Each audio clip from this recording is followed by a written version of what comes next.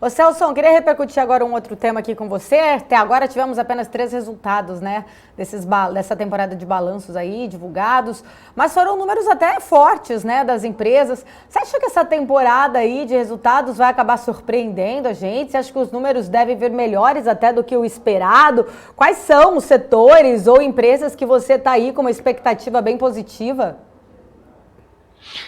Eu diria que os balanços, a temporada de balanços tem surpreendido, na média, positivamente. Números melhores que a gente tem visto, tanto lá fora quanto aqui, né? A gente ainda tem um processo. O grande ponto é as pessoas não ficarem olhando o retrovisor, né? Que vai ser o seguinte, por exemplo, consumo, shoppings, essa parte toda de varejo, ainda devem vir números ruins, porque a gente estava com a economia fechada. Porém, a expectativa é muito positiva, analisando a abertura da economia, principalmente de serviços, restaurantes, turismo, a gente está vendo, essa parte toda de lazer também, isso deve surpreender positivamente. Eu ainda, eu diria que eu estou otimista com a parte de commodities, ainda o setor siderúrgico, ainda uma Vale, por exemplo, por conta de preços do minério, não depende do mercado doméstico, e sim crescimento chinês, crescimento global, a própria Petrobras com números positivos aí, cortando gastos, repasse de preços, não houve uma interferência governamental na companhia.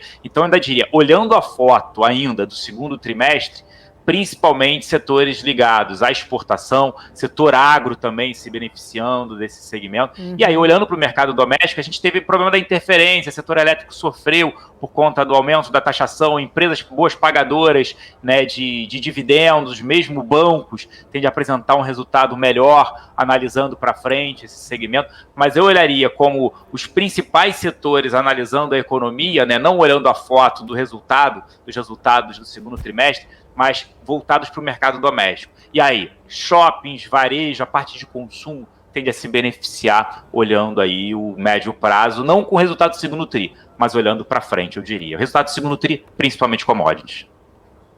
Então, inclusive, a questão que eu queria abordar com você é o seguinte, sobre a base da comparação, Celso, se a gente olhar os resultados, comparando o primeiro trimestre desse ano, que ainda tínhamos problemas do coronavírus, ainda temos, na verdade, mas acho que o primeiro trimestre foi um problema até maior, a gente já andou bem com a vacinação, mas mesmo para o segundo tri do ano passado, se a gente fizer a comparação, que também foi muito prejudicado com a pandemia, você acha que, de certa forma, isso pode enviesar os números das empresas? É difícil a gente fazer uma comparação em plena pandemia, crise, e comparar um ano, né, que a gente está hoje com um ano que a gente viveu também intenso no ano passado, mas eu queria entender até que ponto, como que o investidor ele consegue ter uma noção clara se realmente os números estão bons, se estão enviesados ou não, diante de todos dessas crises como um todo que nós já passamos e estamos passando ainda, né? É claro que agora talvez de uma forma menos intensa como antes, por conta desse andamento da vacinação,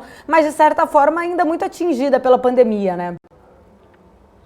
É difícil analisar os números, isso que você falou. O que a gente analisa, você tem os efeitos sazonais, principalmente de varejo. E aí, quando você olha no passado, como foi afetado? Você tinha auxílio emergencial, o quanto ele afetou? Aí, esse ano também voltou o auxílio emergencial, um auxílio emergencial menor. O quanto foi impacto?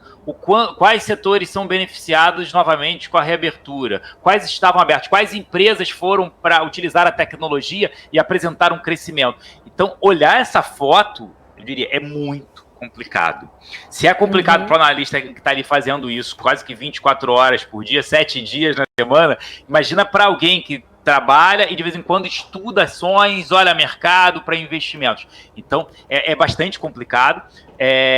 A gente só vai ter isso uma melhora olhando o ano que vem, essa é a grande verdade. Os números ainda do segundo trimestre ainda são muito afetados. O que eu gosto de olhar tá bom, e daqui para frente? Foi isso que você falou. A gente já está com mais de 50% de vacinação, pelo menos em primeira dose. O que acontece números de casos no mundo em países que já, por exemplo, Estados Unidos e outros países que aceleraram a vacinação, eles voltam a crescer o número de contaminados. Mas, ainda bem, o número de mortes e internações vem caindo, mostrando a eficácia das vacinas. Então, isso em algum momento vai acabar. Quais são os setores que foram mais prejudicados? Shoppings, o próprio varejo, alguns segmentos foram prejudicados. Então, com a melhora, com a abertura da economia, eu acredito que esses setores são beneficiados. beneficiados. E também commodities, né, como eles foram beneficiados, os ativos subiram bem, não dá para continuar subindo ad eterno, porque você tem uma China desacelerando, outros países desacelerando, por mais que você tenha investimento no infraestrutura nos Estados Unidos.